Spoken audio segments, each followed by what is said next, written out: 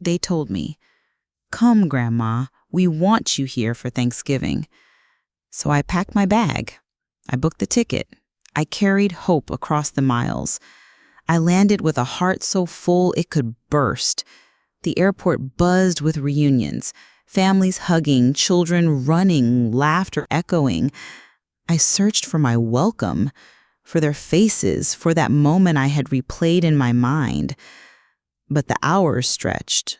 My phone stayed silent. Their promises, loud when they made them, felt small now, almost imaginary. I called. I waited. I held onto the handle of my suitcase like it was the only thing tethering me to earth. And in that silence, something inside me shifted. Because this wasn't just about a holiday or one flight or even one forgotten pickup. This was about years. Years of being an afterthought. Years of giving, waiting, and shrinking myself to fit where I was barely noticed. And that night, as I sat alone under the fluorescent glow of that terminal, I realized this wasn't rejection. This was revelation. Before we get started, tell me, where in the world are you watching from, and what time is it there right now? Drop it in the comments. I love seeing how far these stories reach. And while you're here, make sure to hit subscribe and be part of our growing family at Revenge Unfolded, a space for powerful stories, raw truths, and healing moments we share together. They promised me, said it wouldn't be the same without me. Come on, Grandma, fly out. We need you here for Thanksgiving. So I believed them. I pulled out the old pie dish, folded up my cardigan, and packed whatever softness I still had left. Then I waited. I was at Gate 3A in Minneapolis, St. Paul, standing under the glowing arrival board with my little rolling suitcase at my side, my coat draped neatly over one arm. All around me, people were rushing, balloons bobbing, flowers clutched tight, little kids waving colorful signs. People ran into hugs, burst into tears, shouted each other's names. Everyone was being claimed. Except me. I just stood there, like lost luggage nobody wanted. The flight had landed 42 minutes ago. I checked twice. My daughter-in-law's text was still on my phone. I'd reread it 3 times. "We'll be there. Kids can't wait to see you. Heart." Heidi replied, "Flight lands at 3:10. Can't wait to hug everyone." No answer. Nothing. I didn't sit down. I kept my coat folded. Sitting would have felt like giving up, like admitting I'd been forgotten. I didn't want to look like that woman. At some point, my phone buzzed. Not a call, not even a text, just a social media notification. My chest tightened anyway. Sometimes my family posts pictures before they remember to call me. So I opened it. And there they were, all of them. Daniel, my son, wearing the navy sweater I mailed last Christmas. Sarah, his wife, glowing, tan, smiling wide as ever. The kids, Henry and Lucy, squished together at a table filled with candles, turkey, mashed potatoes, and a pie, not mine. Every one of them holding up glasses, smiling, laughing, already full. The caption, "Full house, full hearts. Happy Thanksgiving from our family to yours." I scanned that photo again and again. No mistake. No empty chair waiting. No space for me. I didn't cry. Not yet. I just pulled on my coat, turned around, and walked out of that terminal.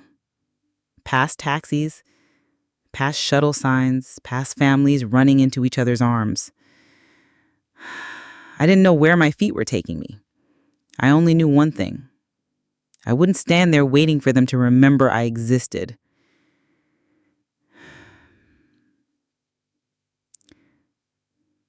Three days before the trip, Daniel called me. That should have been my first warning.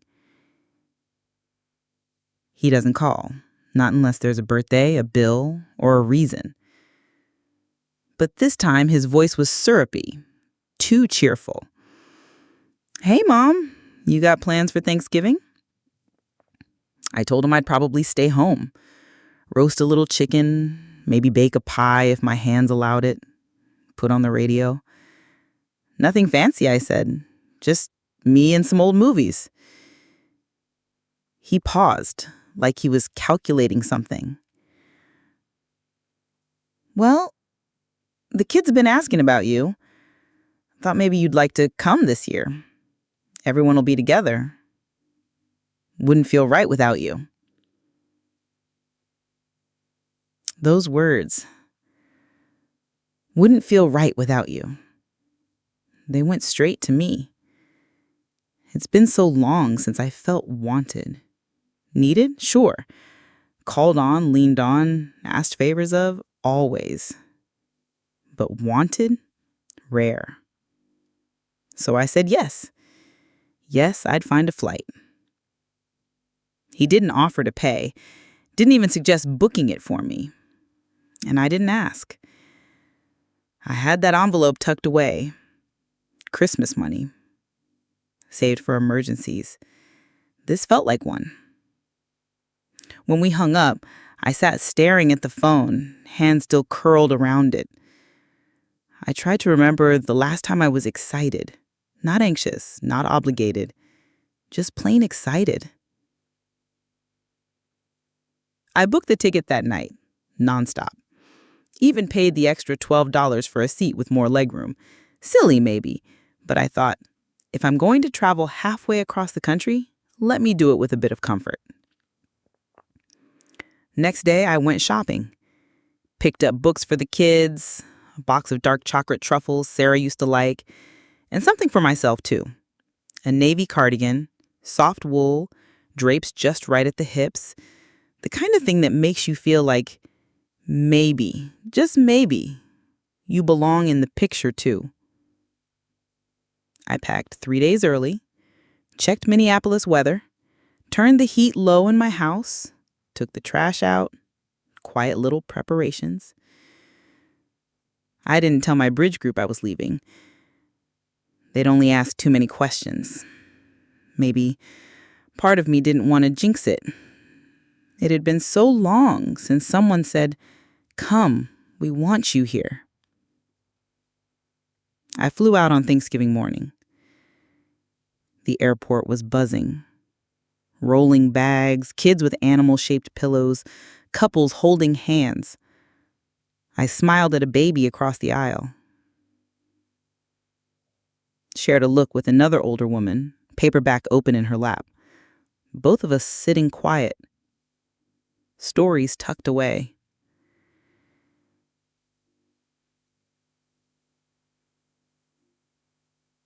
When we landed, I smoothed down my skirt, brushed crumbs off my lap, adjusted my good black shoes with the tiny heel. I wanted to look like the kind of woman you invite. And I thought I was, until I wasn't.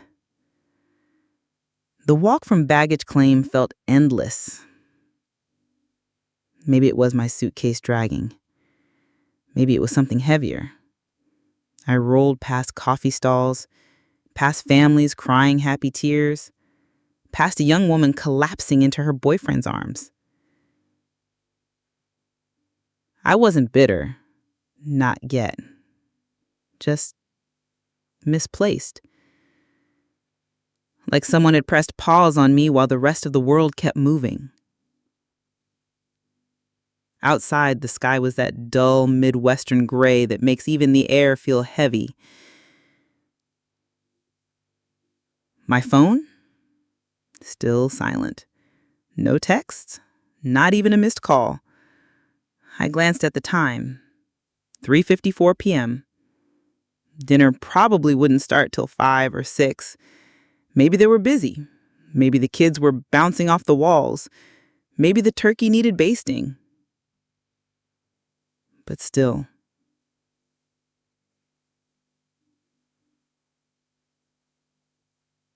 there were plenty of reasons, all of them harmless enough. But even harmless reasons leave a mark when you're the one standing alone outside arrivals. I lingered at the curb for another 20 minutes until my knees started to protest. Finally, I sat down on a cold bench and watched the world keep moving. Strangers climbed into cars that greeted them by name. A woman in a thick coat handed her mother-in-law a paper cup of hot chocolate and wrapped her in a hug. The older woman looked older than me.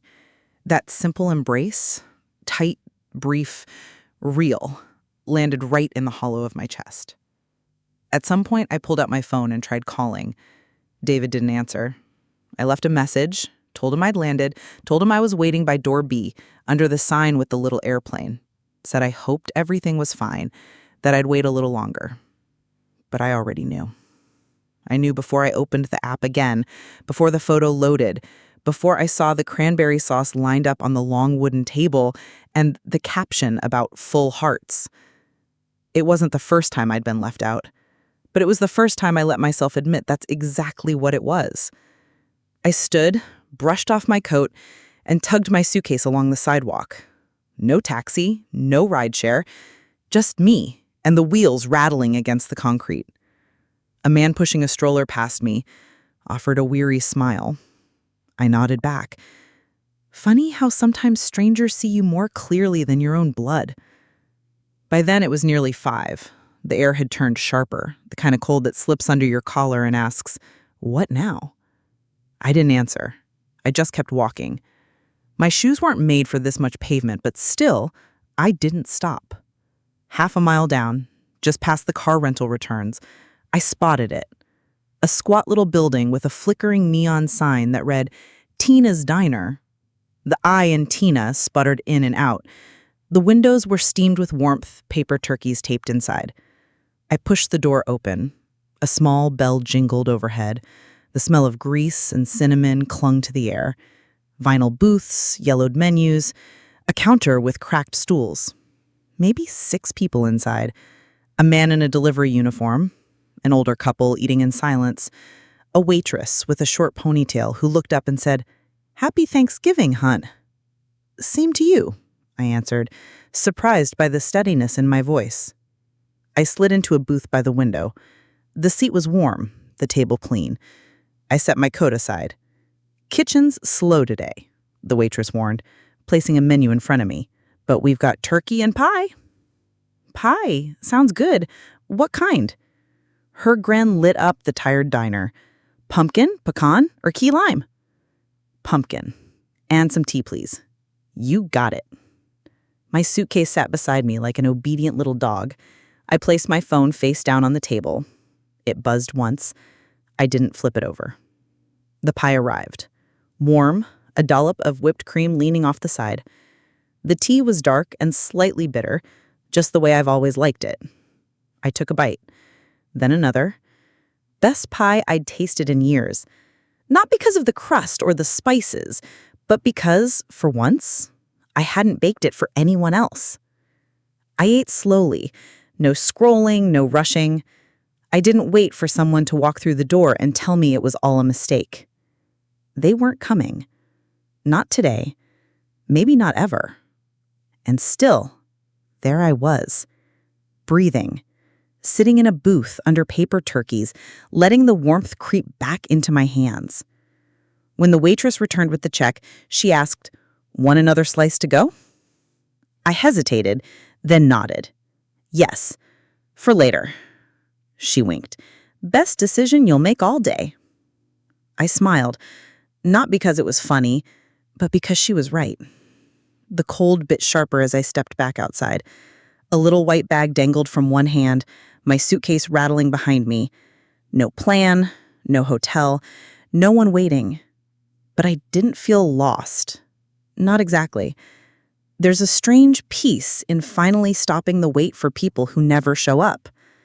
I trudged towards the motel I'd noticed on my walk, the Valley Inn. Its beige paint peeling, its neon sign promising weekly rates.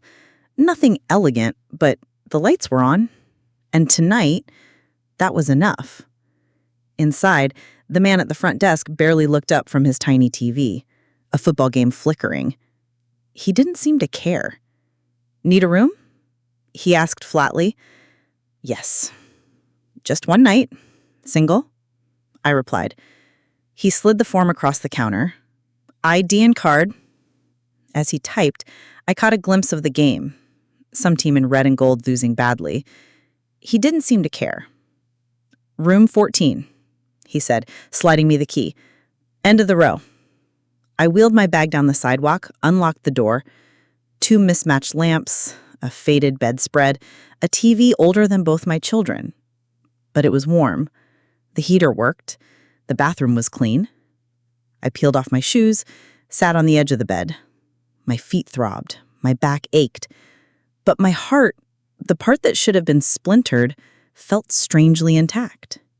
Finally, I pulled out my phone and turned it over. 3 missed calls from David, 2 from Claire. 1 text. "Mom, where are you?" No apology, no explanation. Just confusion, as if I was the one who'd forgotten them. I didn't answer David's text. My fingers hovered over the keys, but instead of replying, I unzipped my suitcase and pulled out the battered notebook I always carry, the one filled with grocery lists, recipes scribbled in a rush, and thoughts I never dared to speak aloud. On a clean page, I wrote slowly, carefully. I am not spare. I am not extra. I am not a side dish at someone else's table. I stared at those words until they blurred. Then I underlined them. A year ago, even 5 years ago, I would have broken down in tears at this moment. But tonight, the tears stayed away. What rose instead was something sharper. Clarity. Cold, clean, bracing. Like stepping into icy water after too long in the dark. It wasn't just about this one dinner, or the photo, or being left at the airport. It was the slow erosion of years. The birthdays missed without explanation.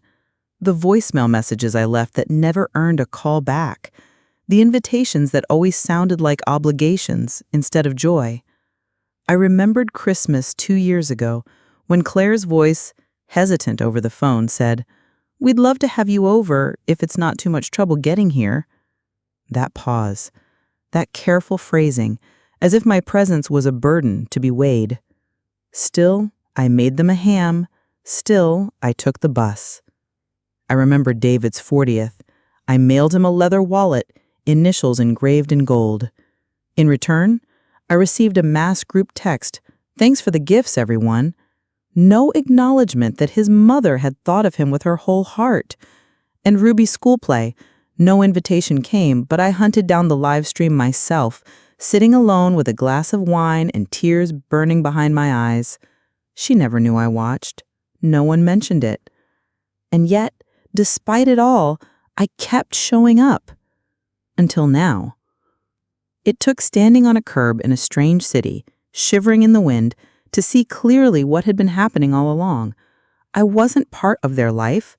I was an accessory, a convenience, a mirror they could glance into only when they wanted to see themselves as better people. I looked around the motel room, ugly, functional, honest. It was, in some ways, the most truthful space I had stood in for years. I brewed a cup of weak motel tea in the plastic coffee maker, sat cross-legged on the bed, and opened the little paper bag holding my second slice of pie. No china plates, no linen napkins, just a plastic fork and a wrinkled bag. But somehow, it tasted like victory.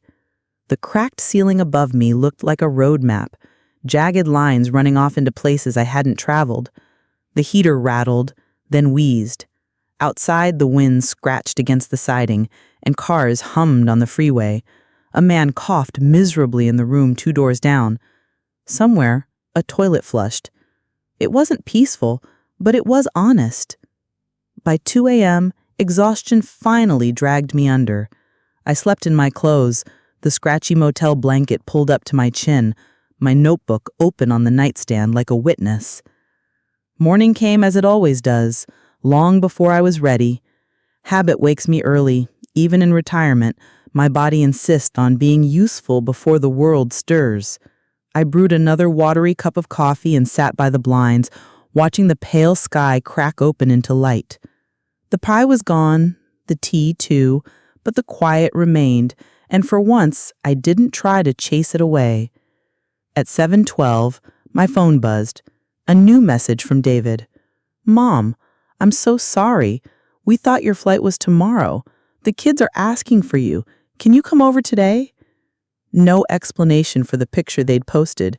No apology for the Thanksgiving dinner I hadn't been invited to. Just confusion. Just can you?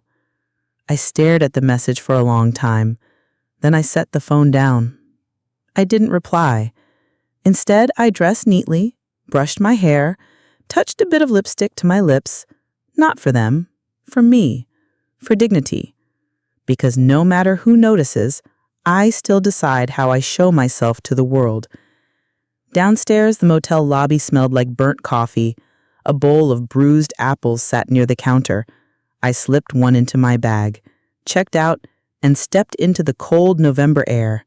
The sky stretched above me, sharp and brittle blue, endless. I didn't head for the airport right away. My feet carried me forward, one block at a time, until I reached a tiny postal annex tucked between a shuttered tire shop and a gas station. Inside, a young woman with chipped nail polish asked what I needed. An envelope and a stamp from Massachusetts. She slid them across the counter, and I wrote the address from memory. Emma Harris, 2 Pond Hollow Lane, Worcester, Massachusetts, 0609. My granddaughter. Emma, David's daughter from his first marriage, the only one who ever called me just to talk. She was 23 now, finishing nursing school. She sent me pictures of her cat, told me when she passed exams, and asked for my cornbread stuffing recipe. For a long moment, the envelope stayed empty. Then I tore out a page from my notebook and began to write. Emma, my dear, you once told me I was your safe place. Hearing that meant more to me than I could ever say. This Thanksgiving didn't turn out the way I imagined. I flew across the country for a table I was never meant to sit at, but I found something unexpected in the quiet. Room to remember who I am without waiting for someone else to name it first. I wrote and wrote. Not bitter, not dramatic, just honest. When I sealed the envelope, my chest felt lighter. At 8:35, I booked a ticket home. Same airline, same gate, but a different woman boarding. The flight wasn't until evening, so I found a small cafe near the terminal with big windows and warm scones. I sat there for hours, pen in hand, untangling the knots of words I'd swallowed for years. I didn't text David back. I didn't call Claire. I didn't explain myself. Let them sit with the silence. Let them wonder. Or not. I wasn't angry. I was finished. By 4 o'clock, the light shifted across the cafe windows, long golden stripes stretching across the tables, and I realized sometimes endings don't explode. Sometimes they arrive like this, steady, quiet, undeniable. The late afternoon light had turned everything into gold, that kind of golden haze that can make even the most ordinary parking lot look almost beautiful. I sat by the window, watching as a little boy bounded across the asphalt toward a waiting minivan. His backpack bounced with every step, and when he turned back, his grandmother was trailing behind, slower but smiling. He stopped, ran to her, and took her hand with both of his, gripping it as if it were an anchor against the rushing world. I kept watching them until they disappeared behind a row of cars. Then, almost without meaning to, I whispered into the glass, not bitter, not broken, just steady and clear. I deserved that too. The flight home was mercifully quiet. Half the seats were empty, a blessing disguised as chance. I claimed an entire row for myself, stretching across the space like it belonged to me alone. The window seat was cool when I pressed my palm against it, and I left it that way. No folded coat, no neat seat belt arranged across my lap. For once, I didn't feel the need to tidy myself for anyone else's comfort. The flight attendant came by, her smile soft but curious. She set down a small plastic cup of water. "Heading home or leaving it?" she asked. "Both," I said, surprising even myself with how true it felt. She didn't press, just nodded, an unspoken kindness passing between us, the rare kind that expects nothing in return. Takeoff pulled the city away beneath me, shrinking gray towers and crisscrossed runways into something that looked like scars fading on a healed body. The engines hummed, the sky spread open, blue above and below, and for the first time in years, I sat in the stillness of my own breath. I thought grief might return, sudden and fierce like turbulence. I braced for it, but nothing came. No peace either, not yet.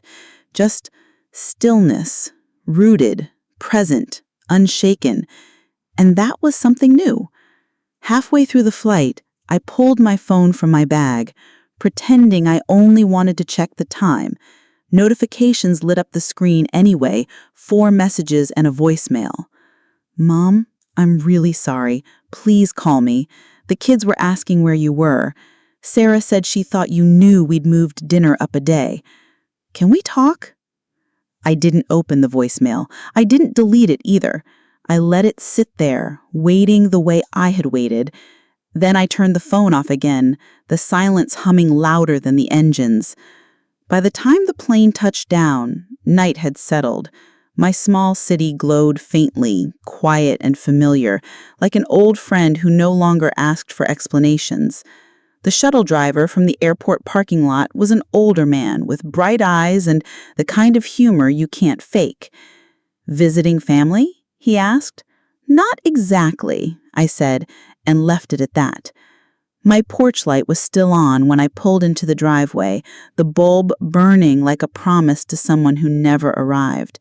I stepped into my home, not tired, not folded into family warmth, but carrying something sharper, steadier, my suitcase rattling against the wooden floor. Lavender lingered faintly in the air, mixing with the familiar scent of old wood. The radiator came alive with a clank, as if greeting me. I hung my coat, set down my bag, and moved slowly, not from weakness, but intention. At the kitchen table, I brewed a cup of chamomile tea, the same table that had carried decades of Thanksgivings, where Ethan once spilled gravy across the runner, where Claire cut napkin snowflakes, where Sarah scrolled through her phone instead of meeting my eyes. I looked at the room as though it belonged to someone I was still learning to know, someone freer. Then I opened the drawer by the fridge, the drawer with the labeled folders, the one that had lived quietly in the shadows. I pulled out Ethan's folder first. It was thick with evidence, receipts, tuition paperwork, car repairs, the mortgage co-signing from 2010, the preschool deposit I'd covered for Ruby, with Sarah's note in the corner, "We'll pay you back after the bonus hits." They never did. I turned the pages slowly, not with anger, not even with sadness, but with clarity. Then I opened Claire's folder. Hers was lighter, birthday cards, photos mailed in pastel envelopes, bubbly handwriting thanking me for covering a course fee, a postcard from Vermont that read, "Wish you were here, fall is wild and wonderful." I closed them both and set them aside. Then I reached for my notebook, and this time, the words that filled its pages weren't emotions. They were instructions, a plan. By morning, I was at the bank before the doors unlocked. A pale frost glazed the steps, but I climbed carefully, steady in my oldest boots and the navy cardigan I'd worn 100 times before. The scarf didn't match, and I didn't care. Appearance no longer weighed anything compared to action. Inside, A young teller greeted me with the kind of polite caution people save for the elderly. "Good morning, Mrs. Carter. How can we help you today? I'd like to speak with someone about my accounts." "All of them," I said. A few minutes later, I was ushered into a glass-walled office where Natalie introduced herself. She looked like someone who practiced yoga at lunch and carried almonds in her purse. Calm, professional, prepared. "What can I do for you today, Mrs. Carter?" "I want to suspend all automatic payments," I said evenly. "Every one of them, starting today." Her brows lifted. "All of them?" "Yes." She scanned her screen. "That includes recurring transfers to family members, tuition, car insurance, even some charity contributions. Keep the charities. Stop the rest." The silence between us thickened. Finally, she asked carefully, "Do you want to talk about why?" I met her eyes and held them. To her credit, she didn't fill the space with false sympathy. "No," I said. "I've already spent enough of my life explaining myself." She nodded once, understood. While she typed, I stared out the window. A mother wrangled a toddler into a car seat. An older man struggled forward with a walker. A delivery truck idled too long by the curb. The world moved, as it always had, but I was moving differently now. "Done," Natalie said at last. "Everything's been suspended. If you'd like to fully cancel, I'll prepare paperwork for you to sign tomorrow." "I will," I said, my voice steady as steel. She hesitated, and then offered the faintest smile, and for the first time in years, I felt the scales begin to tip back into balance. Natalie glanced at her screen, then back at me. "There's also a power of attorney on file. Do you still want Michael to have access?" My pulse didn't rise this time. It slowed. Settled. "No," I said clearly. "Revoke it." "Understood." She printed the form, slid it across the desk, and I signed it with hands that didn't shake. By the time I stepped out of the bank, the frost on the sidewalks had melted into glistening streams. I didn't rush home. Instead, I wandered down the block, stopped at the bakery, bought myself a fresh roll, and took the long way back. It wasn't about punishing Michael, not really. This was about something deeper, about finally drawing a line I had always blurred, about understanding that love cannot survive on sacrifice alone. It needs air. It needs truth. Back home, I rinsed the pie dish that had sat in the sink, dried it carefully, and tucked it away. Maybe one day I'd bake again. Maybe not. But I knew with certainty that I would never again make a pie for people who left me standing on a curb. That afternoon, I called my lawyer. Mr. Whitman had been with our family for over 30 years. He helped us buy the house, settled my husband's estate, and even drafted my first will back in 2005.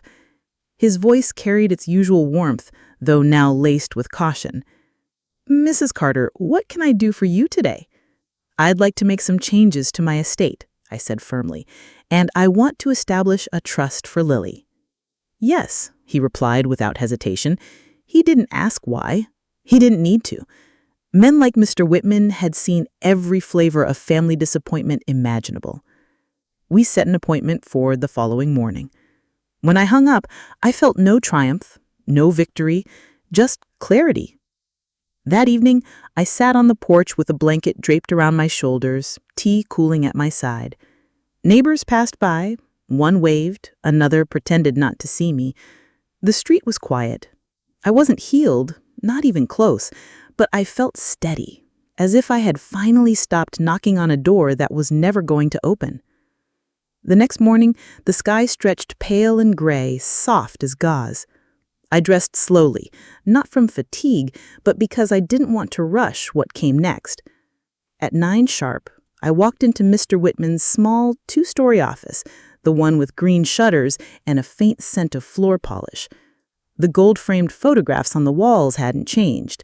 His children, his fishing boat, his bulldog wearing a Santa hat. He stood when I entered, extending his hand with the same old-fashioned courtesy he had shown for decades. "Mrs. Carter," he said warmly, "it's good to see you. And you, Mr. Whitman." We sat in his office, surrounded by the familiar tick of the wall clock and stacks of legal forms. His glasses were thicker now, his mustache fully white, but his voice hadn't lost its calm precision.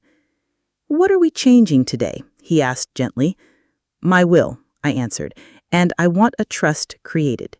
Everything I own, every account, every asset, I want it secured, and I want it to go to Lily. Only Lily." He nodded without surprise. "I assume we'll be removing Michael and Elaine?" "Yes," I said without hesitation. "They've had more than enough from me already." He looked up at that, but didn't challenge me. "I want it airtight," I continued. "No loopholes, no backdoors. Lily is the sole beneficiary. She inherits everything when I'm gone, and until then she can access the trust only for education, housing, healthcare, or emergencies. I'll define what counts as an emergency." He gave a small, approving smile. "You've thought this through." "I have." "And your home, pension, CDs, investment accounts, all of it moves to the trust?" "If it has my name, it moves," I confirmed. "Understood. And you'll retain full control during your lifetime?" "Of course. Exactly that." He leaned back in his chair. "Lily's a good girl. She always was." Something tightened in my throat. "She's the only one who still sees me as a person, not a wallet." He didn't flinch at the bitterness in my tone. "Then let's make sure your wishes are protected."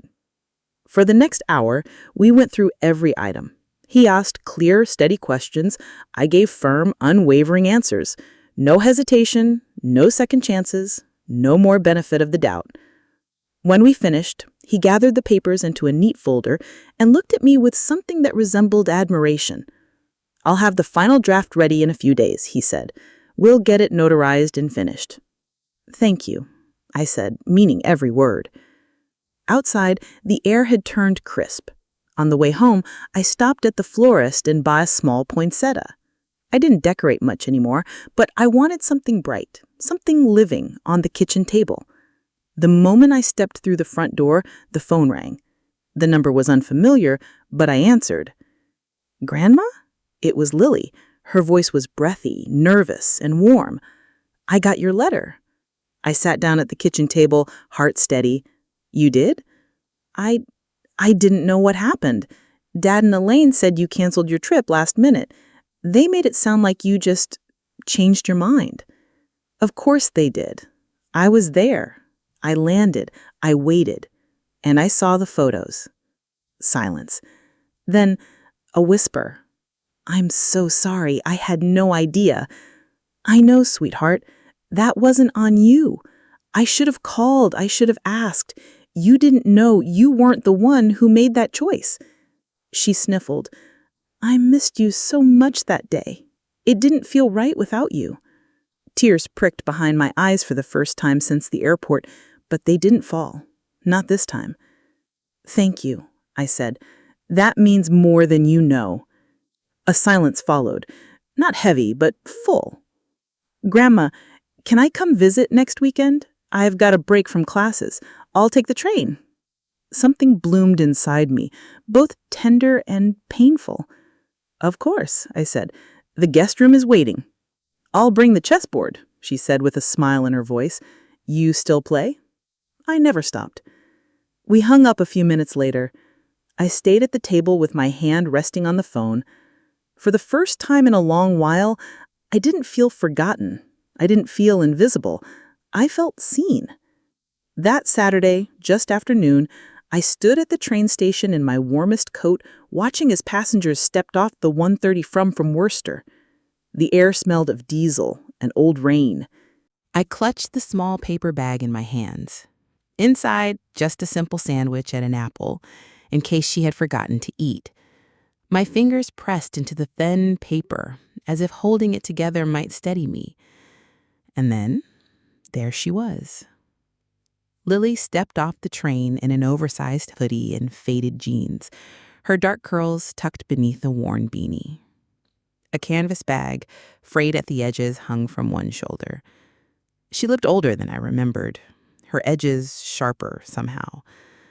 But when her eyes found mine, her face lit up with something unfiltered, something unmistakable.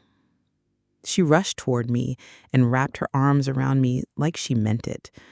No hesitation, no questions, no apologies. Just her arms pulling me close, tight and real. "Hi, Grandma," she whispered into my shoulder. "Hi, baby," I murmured back. "You're here." We drove home mostly in silence. She gazed out the window, as if trying to memorize every street, every tree, every familiar corner she had once known. I drove slowly, letting her take it all in. The neighborhood hadn't changed much, but with her beside me, it felt entirely new. Back at the house, I set the kettle on while she dropped her bag in the guest room. She returned with that easy familiarity of someone who belonged, curling into the corner of the couch as though she had never left. The chessboard waited on the coffee table, just where I'd left it. We played. She won the first round without effort. I won the second, fair and square. Later at the kitchen table, we nursed mugs of tea.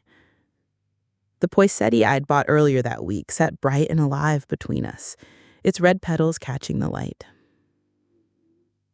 "I read your letter again on the train," Lily said softly, tracing the rim of her mug. "I've never seen you write like that before." "I've never had to," I admitted. "I used to think being quiet was a kind of grace. But lately, I think it just made me easy to ignore." Her eye lifted to mine. "You never ignored me." "I know," I said. She hesitated, then added quietly, "Dad doesn't know I'm here." I figured. "He called a couple nights ago, asked if I'd seen you since Thanksgiving. I didn't lie. I just said we hadn't talked yet." "That was kind." I shook my head. It wasn't kindness. It was exhaustion. "I'm tired of pretending everything is normal." That startled me. Lily had always been the peacekeeper, careful and diplomatic in a fractured family.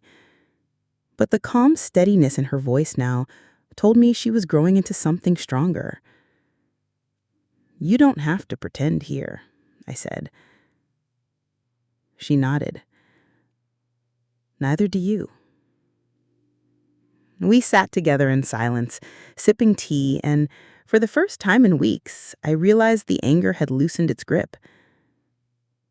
I didn't need apologies or excuses or another too-late invitation. I had this: my home, my tea, my granddaughter. I had myself.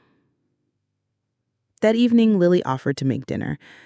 She cooked pasta with garlic and spinach, and I grated cheese while we talked about everything and nothing. Later, we watched a silly movie and laughed harder than we should have at parts that weren't even funny. Before bed, she sat beside me on the couch. "Grandma," she said quietly, "I don't want to lose you." "You won't." "Promise?" "I can't promise forever, but I'm not going anywhere yet." She smiled, hugging me again, softer this time, but no less real.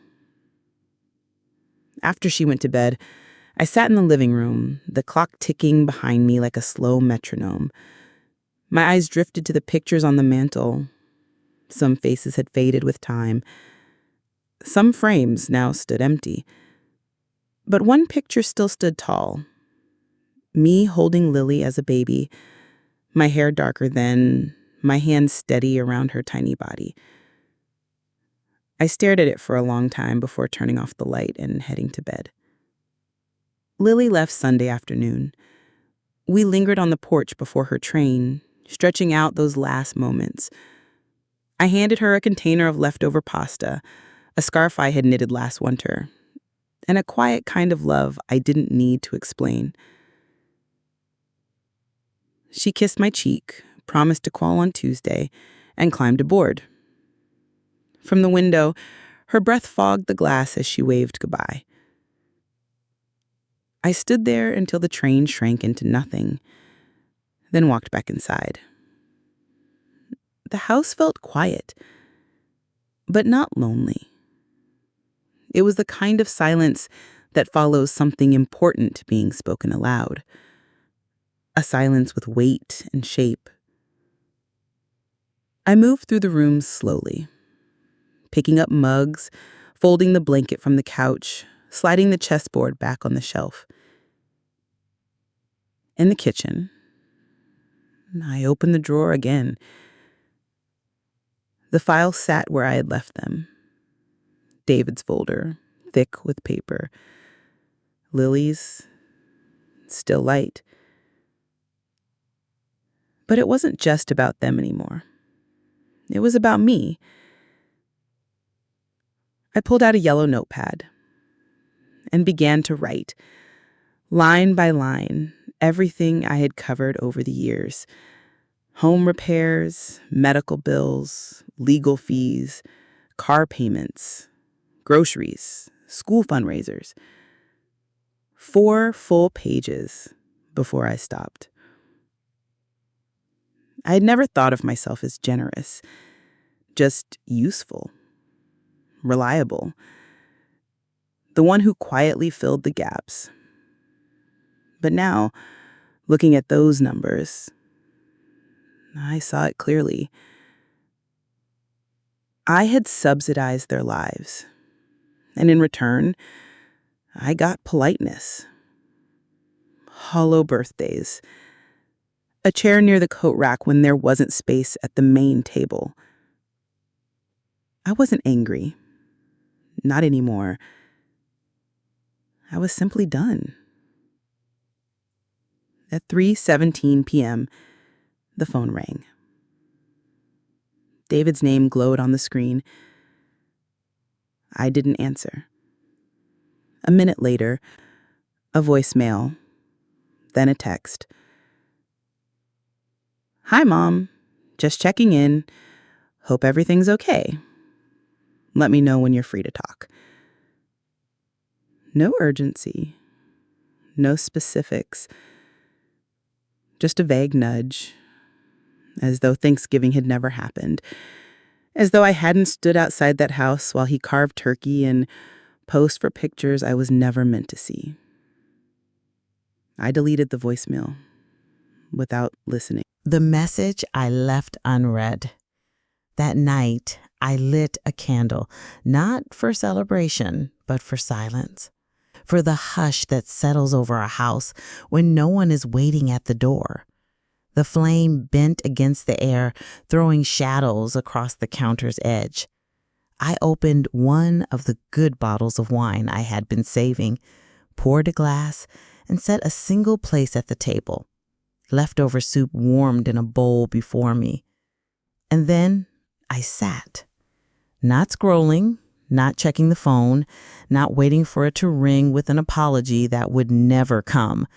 For the first time in a long time, I sat inside my own life, and that was enough. Later, before bed, I opened my laptop and pulled up the folder labeled Travel. At the very bottom was the receipt for my Thanksgiving flight. Round trip. Return completed. I forwarded it to myself, then added a note in the subject line. Proof of departure and return. No rescue, no reunion, just me. I didn't send it to anyone else. I didn't need to. The next morning, I dialed Mr. Whitman again. "I've been thinking," I told him, "I want to add a clause to the trust." "Of course," he said gently. "What's on your mind?" "I want Claire to be the sole executor, but I also want a letter attached, not a legal one, a personal one." "You can include a statement of intent," he explained. It won't change the legality, but it will clarify your reasons. Good, then I'll write it. That same morning, I sat at the table with pen in hand and began. To whoever is reading this after I am gone, if you're wondering why things were divided this way, let me say clearly, this is not punishment. It is truth. I spent my life giving quietly, steadily. But love without respect isn't love. Presence without care isn't family. I chose the one person who saw me before I disappeared. I didn't finish the letter that day. Some truths deserve to be written slowly. Tuesday passed without a call from Claire, but not because she had forgotten. We had agreed on it. She was in clinicals all week and didn't want to break focus. I'll call Friday, after my shift, same time. And I trusted her. That morning, though, someone else did call. Megan. Her name lit up my screen like a warning siren, all sharp letters and bad timing. I let the call go unanswered. 30 seconds later, a text appeared. Hi, Evelyn. Hope you're doing well. Michael mentioned you've been hard to reach lately. Let's catch up soon. No punctuation where it mattered. No warmth where it counted. Catch up. We weren't neighbors who traded recipes. We weren't casual acquaintances. I had been her mother-in-law for almost 15 years. I helped her land her first full-time job after Ruby was born. I sent baskets when she had surgery. I paid for her mother's funeral flowers when money was tight. Catch up. I set the phone down and didn't reply. That afternoon, as if on cue, another message came. This one from Michael. Mom, Megan tried calling. We're starting to get worried. Can you just let us know you're okay? The irony of it nearly made me laugh. They left me at an airport, stranded with my suitcase, but now they were worried? Not when I walked to a diner with frozen fingers. Not when they posted a smiling photo with everyone huddled together, no space left for me. But now, when silence answered back, they panicked. Silence is powerful. It unsettles the people who depend on your noise, your giving, your endless yes. I kept the phone off for the rest of the day. That evening, I climbed into the attic, not for drama, but because I was searching for the old recipe book Claire once asked about, the one with my apple crisp in the margins. I hadn't been up there in years. The air smelled of dust and pine. Boxes sagged with old insulation curling like brittle paper.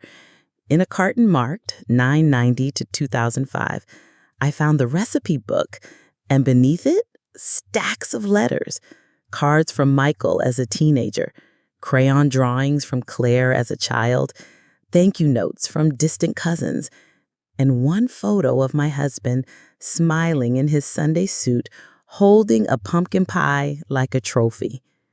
I sat cross-legged on the floor and let the past spill into my lap.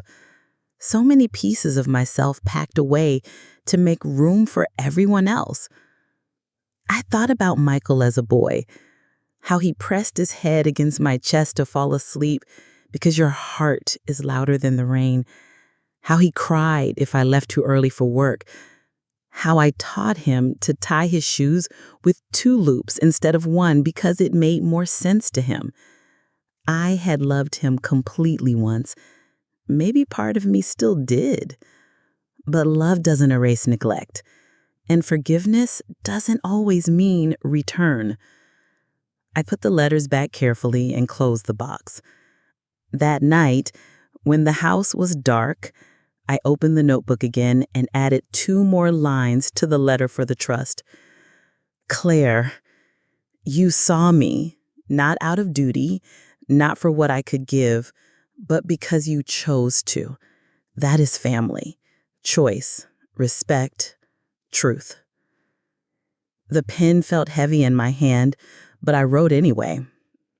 The next morning, I drove into town and stopped at the notary. Tucked behind a shipping store, past shelves of bubble wrap and racks of novelty greeting cards, sat a small counter. The man behind it had gentle hands and a slow, careful way of speaking.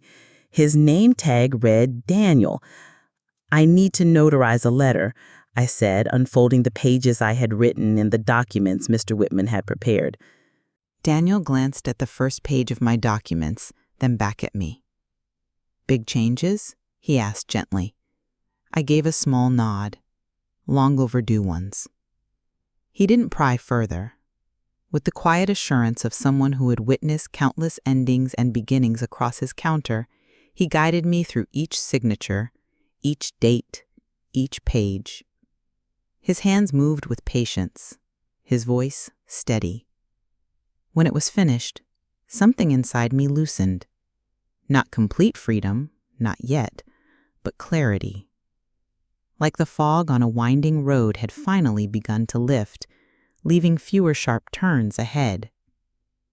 On the way home, I stopped at the grocery store.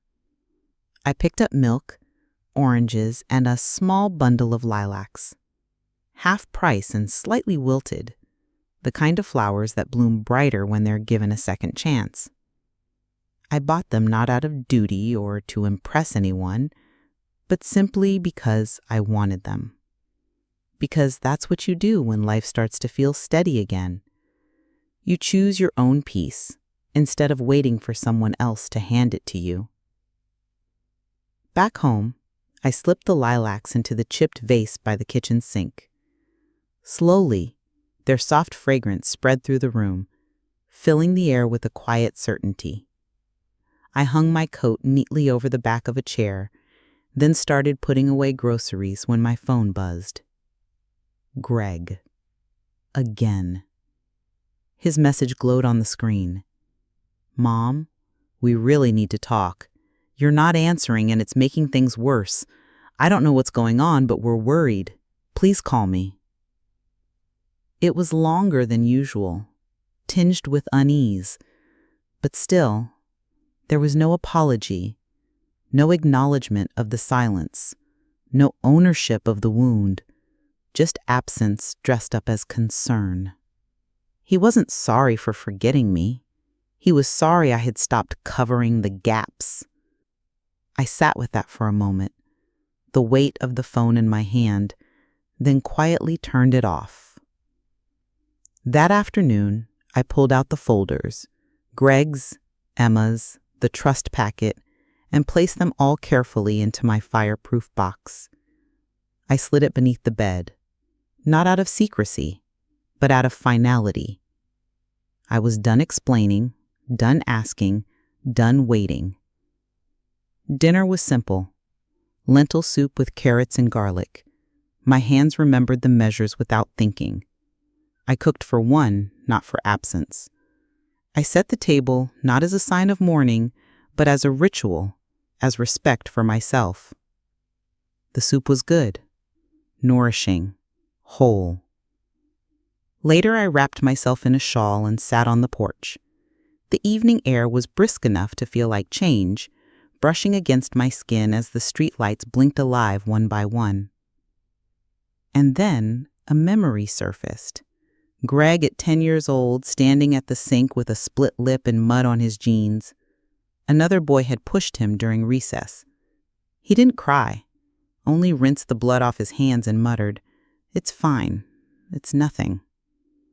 I had crouched beside him and whispered, "You're allowed to be hurt. It doesn't make you weak." I wish someone had said that to me.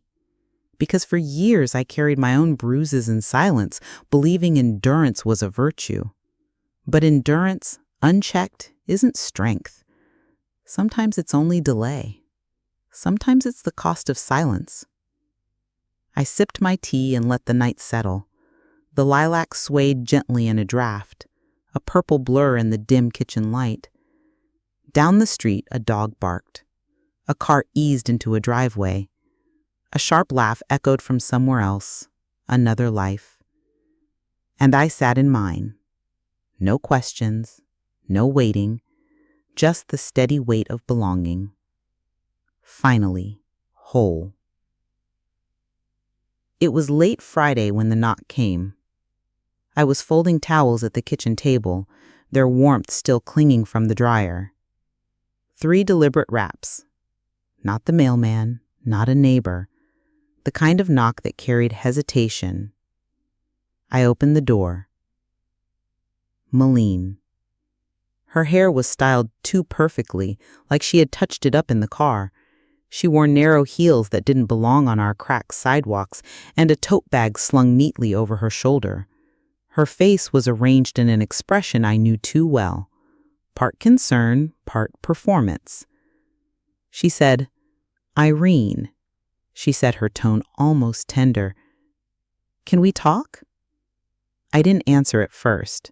I simply stepped aside. As she entered, she flicked her eyes around the room, searching for signs of dust or neglect. The house was unchanged, yet the air had shifted. I knew it, and deep down, I think she sensed it too. We sat in the living room. She didn't lower herself onto the sofa until I had. She placed her tote bag neatly at her feet and folded her hands like a well-rehearsed gesture and began. "I know you're upset," she said, her voice carefully polished. "This whole thing, it's been a huge misunderstanding." I raised my brows. "Nothing?" She continued quickly. "Greg thought your flight was Friday. That's what he told me. We didn't realize you'd already arrived." "And the photo?" I asked evenly. Her eyes flickered. "What?" "The Thanksgiving photo. The caption that said, 'Full house. Everyone smiling at the table.'" Her gaze dropped. "That was just something I posted for the holiday. I didn't mean to hurt you." "But you did." She looked up too quickly, her tone strained. "Yes, but I think we should move past that. The kids miss you. Greg's been calling. We're all just concerned. You've shut us out." I exhaled softly. "No. I simply stopped filling the silence for you. That's different." Her mouth tightened. "I came here because we want to make things right."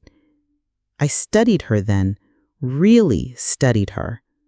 The effort in her makeup, the impatience in her posture, the avoidance she wore like perfume. "You didn't come to make things right," I said. "You came to see if I was still useful." Her spine stiffened. "That's not fair." "But it's true." She glanced toward the hallway, as if half expecting Greg to appear and rescue her from this conversation.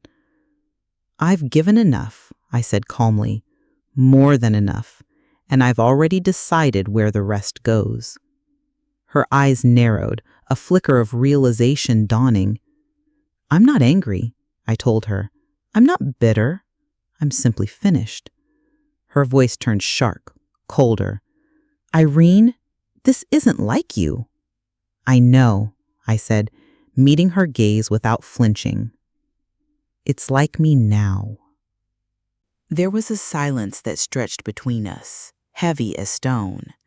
Margaret shifted in her seat, the faintest twitch of unease flickering across her face. "Does David know you've made changes?" she asked at last, her voice careful, probing. "I imagine he's beginning to suspect." Her expression faltered before she added, "And the house, your accounts, everything's taken care of?" The air grew denser after that, weighted with all the things neither of us were saying. Finally, she reached for her tote bag and rose to her feet. "Well," she said, her tone clipped, polished, rehearsed. "I'm sorry you feel this way." I let a small smile tug at my mouth. "No, you're sorry I stopped accepting less than I deserve." She didn't respond. She only turned toward the door. At the threshold, she hesitated, her hand lingering on the knob. She whispered, "David really is worried. He should be, not because I'm gone, but because I'm not coming back." The door closed behind her with the softest click. I stood there for a long time, my hand resting on the knob, the air still humming with the tension she had left behind. Then I went back to the kitchen, folded the towels, lit a candle, and poured myself a cup of tea. That evening, the phone rang once. David again. I let it ring, not out of cruelty, but because the silence finally belonged to me. Saturday dawned quiet.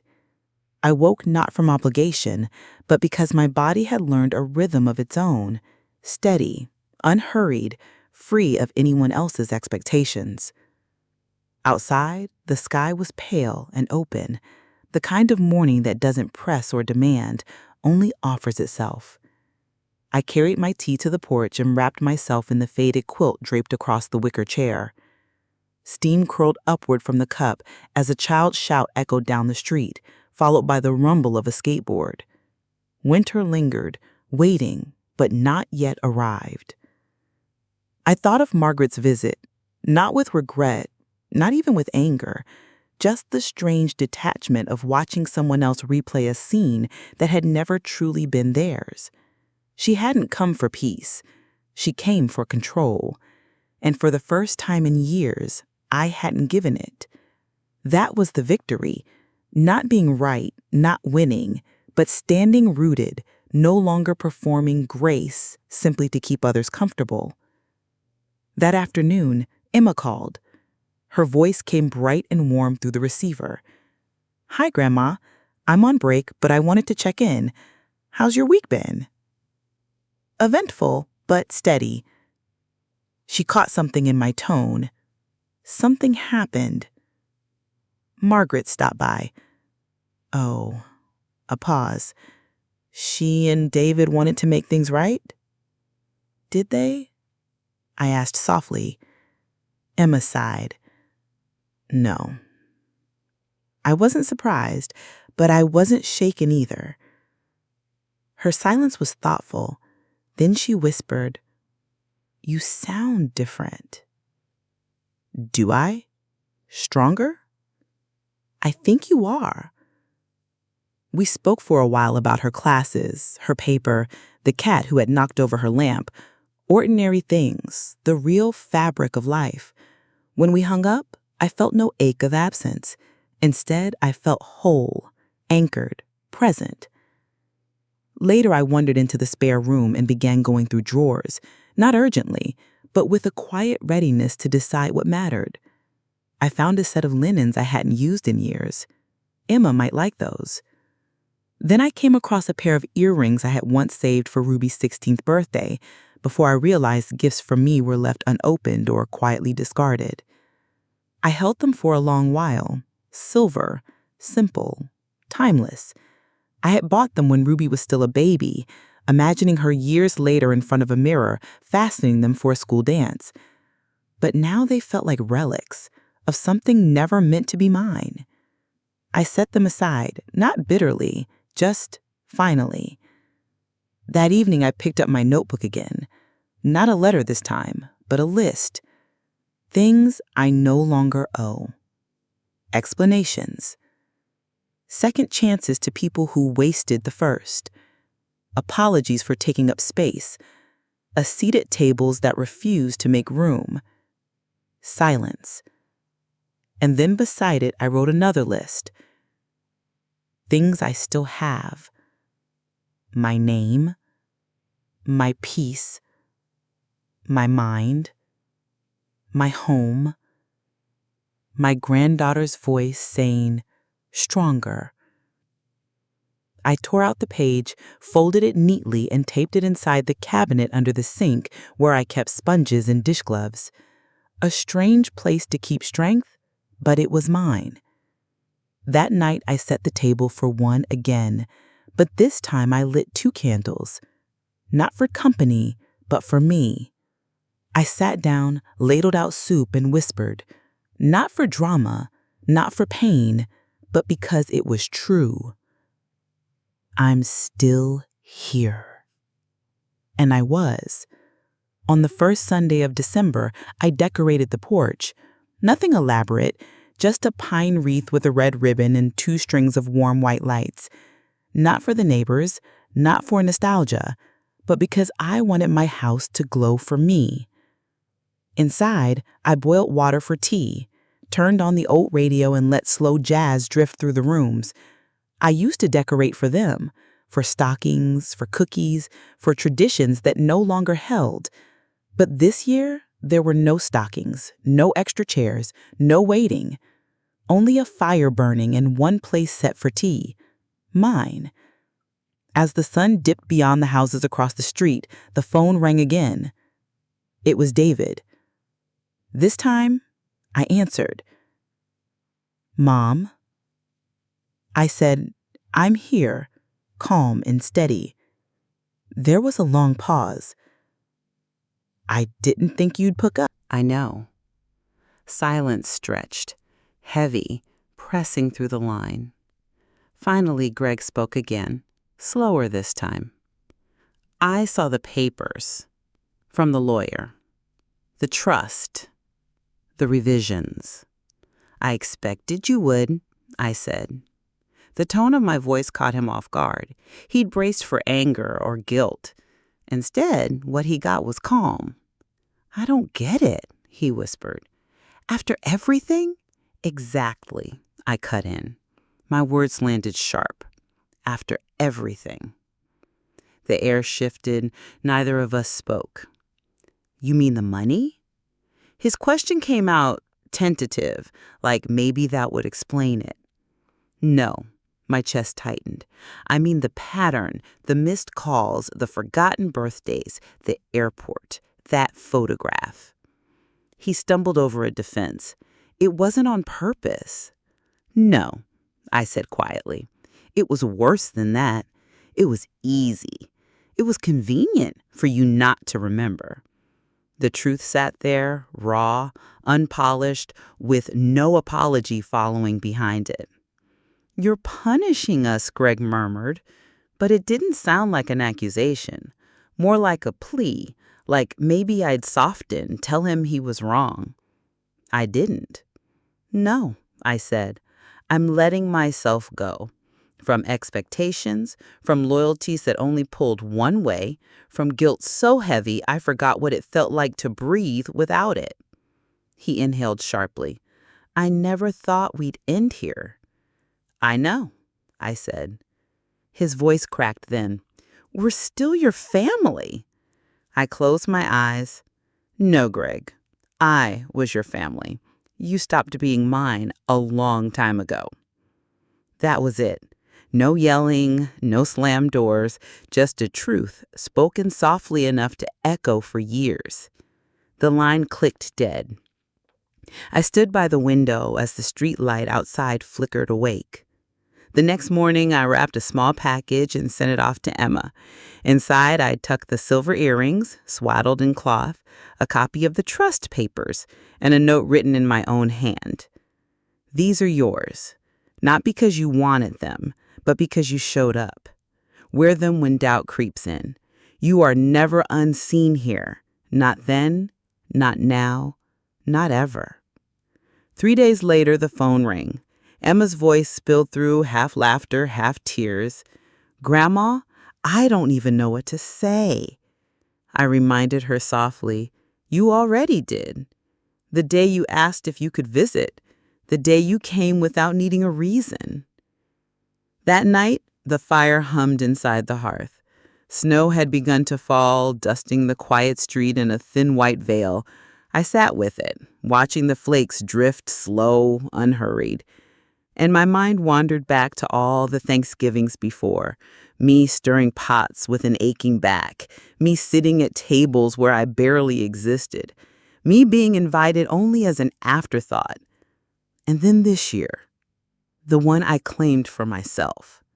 No knives carving, no tablecloths spread, no endless second servings. Just a slow walk, a diner booth, a slice of pie. And the clearest thing I'd ever tasted. Not bitterness, not loss, but freedom. If you've ever waited for someone who never waited for you, listen carefully. You can stop now. You can strike a match and light a candle just for yourself. You can buy your own damn pie. And you can start again, right here, right now. If my story stirred something in you, share it forward. Someone out there is aching to know they're not the only one. Your silence holds weight. Your chair belongs to you, and you don't need permission to keep it.